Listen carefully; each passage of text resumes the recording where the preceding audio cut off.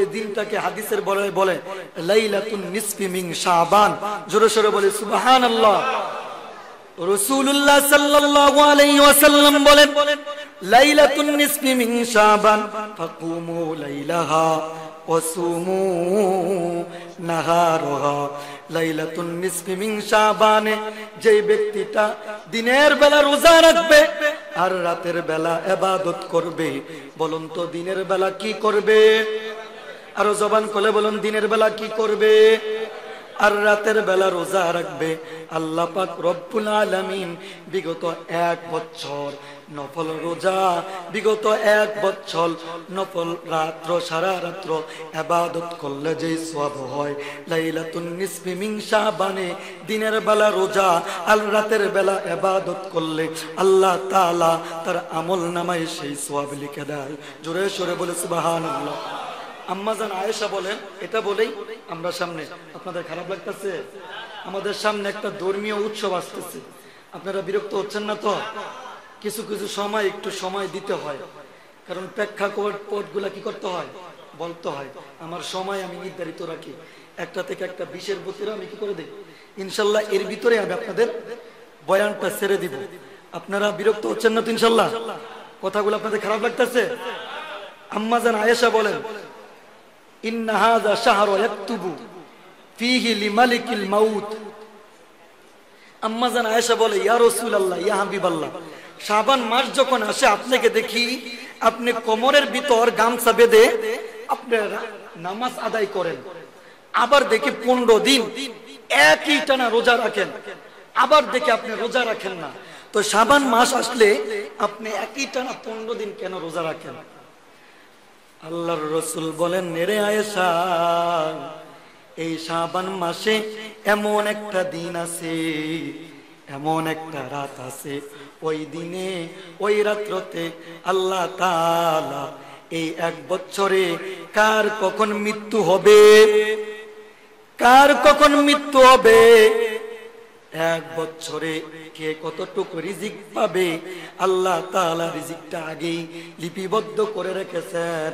কিন্তু ওই দিনে ওই রাত্রে আল্লাহ তাআলা বান্দার জন্য 1 বছরের বাজেটটা দিয়া দেন। জোরে সোরে বলি সুবহানাল্লাহ, আরো জবান খুলে বলি সুবহানাল্লাহ। এরে আয়েশা, তুমি কি চাও না আমি রাসূলুল্লাহর যদি মৃত্যুটা হয়ে যায়, ওই মৃত্যুটা যেন আমি রাসূলুল্লাহর রোজা থাকা অবস্থায় হয়ে যায়? তাহলে এই শাবান মাসে হাদিসের ভাষায় আমরা বলি লাইলাতুন নিসফি মিন শাবান, কোরআনের ভাষায় বলি লাইলাতুল মুবারাকা। আল্লাহর রাসূল সাহাবায়ে কেরাম এই রাত্রটাকে পৃথক পৃথক ভাবে ইবাদতের মাধ্যমে কাটাইয়া দিতেন। আল্লাহর রাসূল যেটা শুদ্ধ বলতে হবে খেয়াল করবেন, আবার মসজিদ থেকে বাড়িয়ে ফতোয়া দিয়েন না। আল্লাহর রাসূল ফি জান্নাতুল বাকি। আম্মাজান আয়েশা একদিন রাসূলুল্লাহকে এক রাতে খুঁজতেছেন। আম্মাজান আয়েশা ভাবলেন যে আল্লাহর রাসূল অন্য কোন বিবির ঘরে গেছে কিনা। আল্লাহর রাসূল খুঁজে দেখলেন, আয়েশা দেখলেন আল্লাহর রাসূল কোন বিবির ঘরে যায় না। খুঁজতে খুঁজতে তাকাইয়া দেখেন আল্লাহর রাসূল জান্নাতুল বাকিতে খাদিজাতুল কুবরা রাদিয়াল্লাহু তাআলা আনহুর ওনার কবরের সামনে দাঁড়াইয়া চোখের পানি ফেলাইয়া কান্না করতেছে। আয়েশা বলতেছেন আল্লাহর রাসূল যখন গেলেন আয়েশাকে বলেন, আয়েশা তুমি কি ভাবছো আমি অন্য কোন বিবির কাছে গেছি? না, আমি আমার খাদিজার কাছে আসছি। আয়েশা বললেন আপনি খাদিজার কবরে এই রাত্রে তো কেন?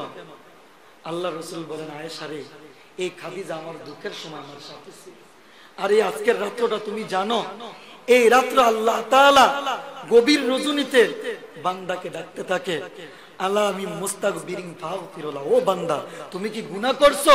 আমি আল্লাহর কাছে চাও। তোমার কি পাতা থেকে মাথা পর্যন্ত গুনাহ? আমি আল্লাহর কাছে চাও। আল্লাহ তাআলা রব্বুল আলামিন ফজরের আগ পর্যন্ত ওই গুনাহগার বান্দাদেরকে বান্দাদের গুনাহগুলা maaf করতে থাকেন। জোরে সোরে বলি সুবহানাল্লাহ। সম্মানিত হাজিরিন, পবিত্র লাইলাতুল বারাত উপলক্ষে আপনারা আমাদের শান্তিনগর মসজিদে প্রত্যেক বছরই যে সমস্ত নামাজি মুসল্লিরা আসে তাদের জন্য একটা খেজমতের ব্যবস্থা করেন, ঠিক কিনা বলুন? তো আল্লাহ রসুল বলেন 5টা জিনিস যে করবে তার জন্য জান্নাত অপেক্ষা করে। এর ভিতরে একটা হইল যে লোকটা মানুষের খেদমত করে, যে মানুষটা মানুষকে আহার করে, যে মানুষটা মানুষকে ভালো খাবার ভক্ষণ করাইয়া তার কলিজাকে ঠান্ডা করে, ওই ব্যক্তির জন্য জান্নাত অপেক্ষা করতে থাকে। জোরে সোরে বলি সুবহানাল্লাহ।